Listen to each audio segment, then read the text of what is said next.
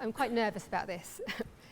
I thought I would start my argument giving you a view of an Iraqi man who has, unlike any of us, lived under the regime of Saddam and also during the aftermath of the invasion.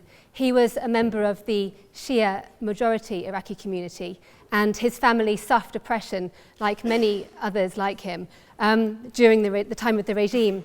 And I went with this man. His name was Yasser. He was a driver for the Times. And we visited Al-Awja, which was the village where Saddam was born and where his tomb is now based. And while I was in there with him, he started to cry. And I asked Yasser why he was crying.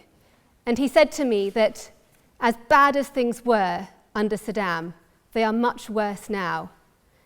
A year later, he was dead, blown up like so many others in a car bomb that targeted our hotel. I want to argue that history will regret the war in Iraq based on 4 points. Firstly, we invaded a country without a plan for the aftermath. As a result, we replaced, yes, a brutal dictator with insecurity and chaos in a 6-year, for the British at least, venture that cost Britain alone at least, and this is a conservative estimate, £9.5 billion, almost 200 British military personnel dead, and hundreds more left with injuries, both physical and mental, not to mention the Iraqi carnage. Then we have the emergence of Al-Qaeda in Iraq, which came up after the invasion and then morphed into Islamic State, which now literally is a state of terror in both Iraq and Syria. Next, and perhaps most profoundly for us as a nation, our involvement in the Iraq War has left us weaker, not just militarily, but morally, financially, and politically. And finally, you have to look at the human cost. No one can possibly argue that the violence unleashed by the war and its aftermath, which has, by conservative estimates, left at least 130 Iraqi civilians dead, but continues to claim lives to this day. Now, I'm not here to argue that dictatorship is desirable, or that Saddam Hussein was a decent man who deserved to stay in power. Far from it. This is a man who, as we have heard, committed horrendous crimes against his own people. However, our conduct of this war against the Saddam regime was fundamentally flawed, from the so-called dodgy dossier to our absolute inability to win the peace.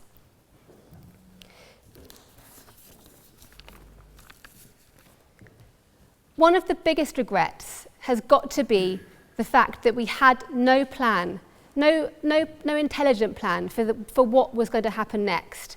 What happens the day after the regime falls?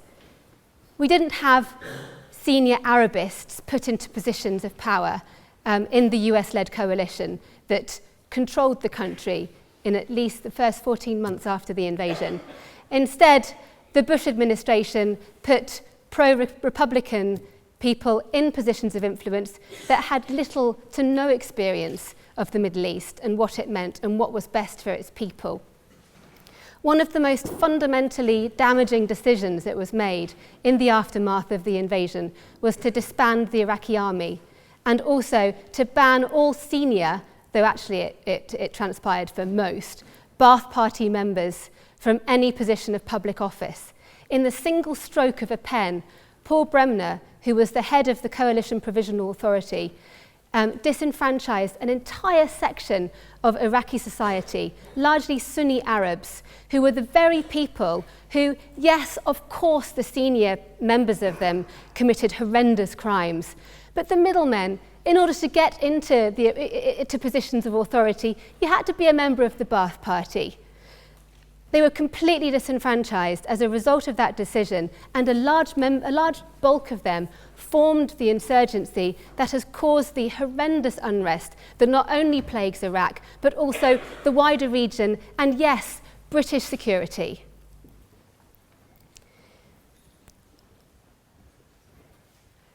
exiled Saddam opponents were then brought in to form a new government.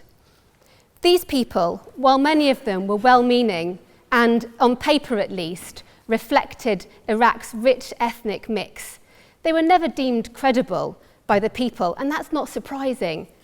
Democracy takes generations, but Britain and the United States displayed a fundamental lack of strategic patience. London, even more so than Washington. Instead of investing in the peace, and this is hugely regrettable, instead of investing in the peace, the Blair government was more focused on pulling out as quickly as possible. This policy left to insincere proclamations to the British public of stability in southern Iraq, all the while when there's an Iranian-backed Shia militia in effective control. This culminated in a ludicrous transfer of authority for the security in Basra to the Iraqi authorities from the British, which took place at the Basra International Airport, which was adjacent to the sprawling British base and a couple of miles away from the actual city centre. Why? Because it was too dangerous to conduct this transfer of authority in the city. Madness. I remember being escorted into the ladies' toilets of the airport at Basra by a British security guard because it was too dangerous for me to go in there on my own, and this was success. Financial mismanagement was also rife and continues to be, as large American companies won multi-billion-dollar reconstruction contracts, which just fueled that sense amongst Iraqis that this invasion wasn't for them, it wasn't to better them, it was for self-interest. A massive regret of the war has to be the emergence of this so-called Al-Qaeda in Iraq, which has then morphed into the Islamic State of Iraq, and then obviously we saw what's happened with them in Syria. And now we have this so-called Islamic State in both Iraq and Syria, controlling swathes of territory and using the sort of terror that we have kind of become normalized to. I remember back in 2004 when we first saw these people, hostages in orange jumpsuits having their heads cut off. And it's still happening now. And this is as a result of the intervention, not to mention all the other horrendous atrocities that took place. This sectarian carnage that was unleashed, this heart of darkness type of mentality that was unleashed on the people of Iraq. I remember going down to South Baghdad and seeing pictures of women, Christian women, whose faces had been ripped off by piano wire by Al-Qaeda in Iraq militants. We also have breakdown in trust. The actual invasion itself was sold to the public on the basis of, at best, a selective presentation of the intelligence estimates on Saddam Hussein's weapons of mass destruction program. The subsequent perception, rightly or wrongly, that Tony Blair and others selected intelligence to justify their case for war has undermined public confidence in its political leadership to speak truth on a matter as critical as whether or not to deploy armed force. The woeful conduct of the aftermath of the invasion has eroded the confidence of politicians in the use of military force, even when justified. The term boots on the ground has become toxic in a way that makes sensible foreign policy discussions impossible. And this is another regrettable legacy of the war, which is why I support the motion.